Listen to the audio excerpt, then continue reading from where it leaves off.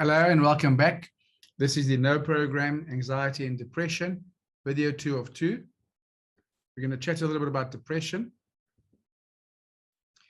and what is meant by depression, causes and effects of depression. And so when we talk about depression,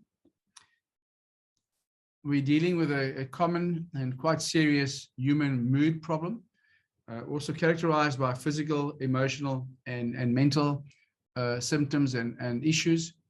Whereas when we're speaking about anxiety, which can be quite extreme and in some cases manifest as phobias and even as panic attacks. So mental health and mental health professionals will look into anxiety and they look at depression, and they will then look at how these are manifest and how they are brought about, and then treatment modalities are adjusted accordingly. We're not going to be looking at that because you don't need to know all of that. We're looking at anxiety as a main issue that needs to be addressed. And now we're looking at depression, which, as I said, falls into different categories depending on how and what the mental health professional finds. But when you're looking at depression as a mood problem or a mood disorder, the disorder ranges in intensity as well as in how and what is manifest by the person. So physically, commonly you might find that the person has low levels of energy and doesn't feel like getting up and doing the normal activities of the day, finds little pleasure in things that were previously pleasurable, hobbies are no longer interesting, sleep patterns are affected. They're also affected in anxiety, but they're quite significantly affected in depression.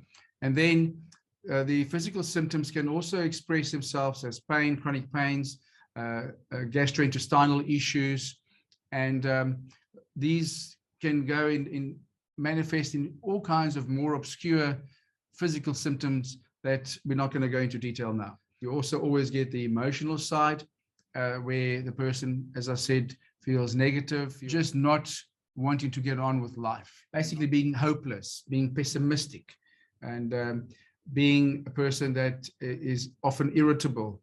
And whereas anxiety can go on into anger and into bouts of anger, depression is more about feelings of worry and dread and hopelessness and pessimism, and then going on to suicidal thoughts and so on.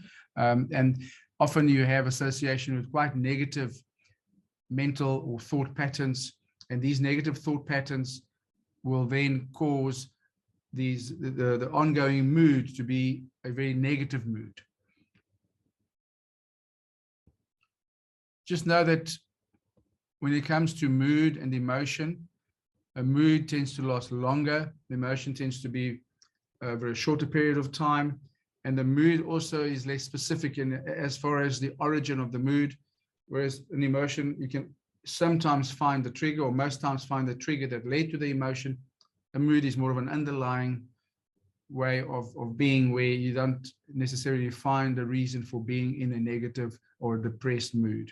And then emotions can feel more intense, but the negative mood over a long period of time, which leads to these emotional outbursts, will eventually become overwhelming if not addressed. When it comes to causes of depression, I put the major groups in. So past traumas, abuse, sexual abuse, physical abuse, emotional abuse, they will often manifest as depression later on in life. And then major losses from the loss of loved ones, divorces, and so on, as well as conflicts, ongoing conflicts, not only around you, but relationship conflicts that they're very intense, can also lead to depression. And then medications, side effects of medications, and addictions, alcohol addictions, and so on, will often lead to depressive states. And then chronic illnesses. So we're starting to see that a lot of the stuff that causes chronic illnesses in premature aging then causes other stuff that also leads to chronic illnesses, and these chronic illnesses come back to cause some of the other stuff. So it's all linked, and that's why it's important to address all of these issues. As I said before, in therapeutic layers, we go one by one, but you can see how they're all linked. So chronic illness will often lead to depression, which then itself leads to anxiety, and anxiety can directly lead to depression as well. Failing health and advancing age in people that have failing health will also often lead to depression.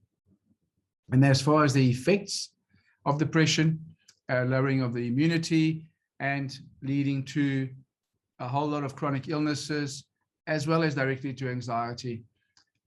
The depression also will cause issues at work, family problems, and relationship deterioration. As mentioned at the beginning, low energy, pains, gastrointestinal problems, sleep disturbances, and so on. In some cases, hopeless, suicidal thoughts, suicide attempts. It is possible to eliminate depression, looking at some of the things that we've been discussing in the previous workshops, and we'll address that in the action videos coming up, but also using further mental balance techniques or medical treatments. And then restoring feelings of feeling good enough as the ego develops and the personality that develops in childhood and into teenage, into the teenage years. The underlying subconscious feeling of not being good enough starts to play a role, and that needs to be addressed as well. So as far as what you need to know then, or the depression, know what is meant by depression, the causes of depression, the effects on our lives, and that it is possible to reverse depression, and knowing this should motivate you to take action. And with that said, let's keep going.